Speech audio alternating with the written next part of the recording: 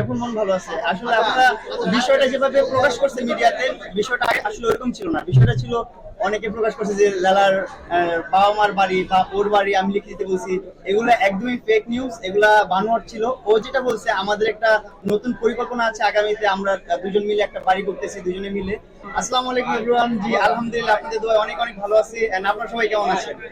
আচ্ছা আলহামদুলিল্লাহ। জিজ্ঞেস করবো না, তুমি লাইলা জিজ্ঞেস করবে কেমন আছে। তারপর সবাই তুমি জিজ্ঞেস করবে কেমন আছো? আমি আলহামদুলিল্লাহ ভালো আছি।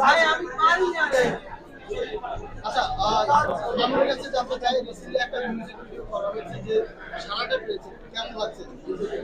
সারাটা পাওয়া আসলে আশা করা যায় না, হঠাৎ করে হয়ে গেছে। হ্যাঁ হ্যাঁ, আসলে হচ্ছে আমি অনেকদিন প্রায় 2 বছর যাবত মিউজিক ভিডিও করা গ্যাপ দিছি।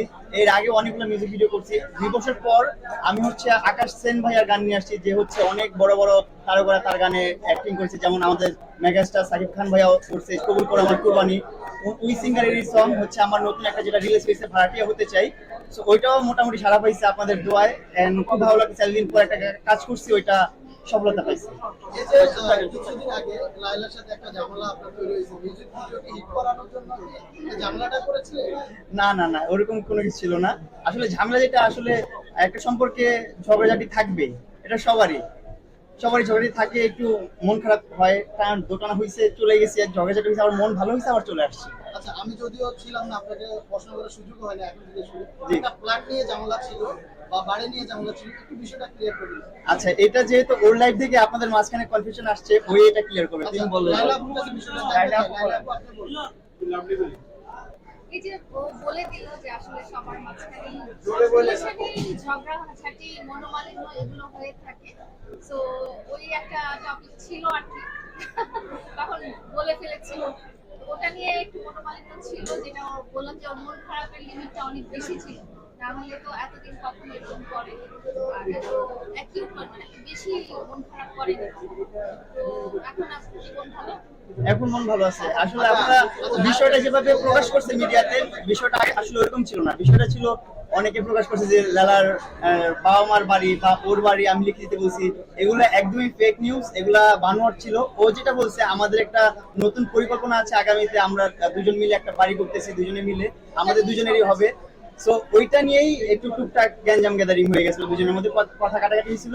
সো ওইটাই ও বলছে যে আমাদের এখন হচ্ছে না, হবে ইনশাল্লাহ, তাড়াতাড়ি আমরা করে ফেলবো, দুজনে মিলে করছি।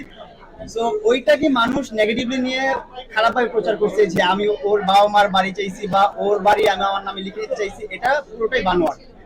আচ্ছা, আরেকটা বিষয় আমি জানতে চাই, আপনার যে একটা ডিসটেন্স রয়েছে সেটা নিয়ে অনলাইনে অনেক পোস্ট আপনার অনেক শিকার, এগুলো কিভাবে ওভারকাম করে উঠে? আসলে যারা রোস্ট করে তাদেরকে নিয়ে অতটা বেশি করি না, আমরা এনজয় করি সবকিছু। যারা আমাদেরকে দিয়ে খারাপ মন্তব্য করে বা ভালো মন্তব্য করে, সবকিছু আমরা ভালোভাবে এনজয় করি। কারণ তারা তো স্ট্রাগল করছে, যারা হেটার্স তারা বেশি স্ট্রাগল করে আমার ফ্যানদের তুলনায়। কারণ তারা সবসময় খুঁজে যে মামুন কি করতেছে না করতেছে, লালা কি করলো না করলো, কখন কি হলো না হলো, তারা বেশি খোঁজ খবর রাখে অ্যাজ এ ফ্যানদের তুলনায়। সো তাদেরকেও আমি সমান পরিমাণ ভালোবাসি। আচ্ছা মামুন ভাই, আপনারা দুইজন জি। আলাদা ছিলেন অল্প কিছুদিন, জি, জি।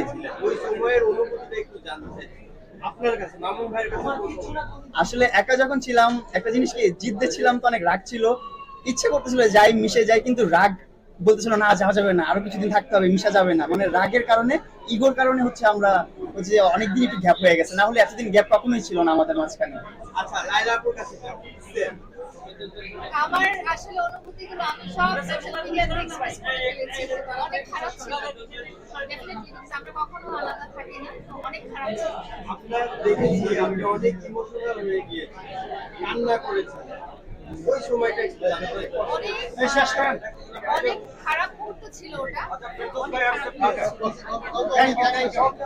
ঠিক আছে, সবাই ভালো থাকবেন, সুস্থ থাকবেন।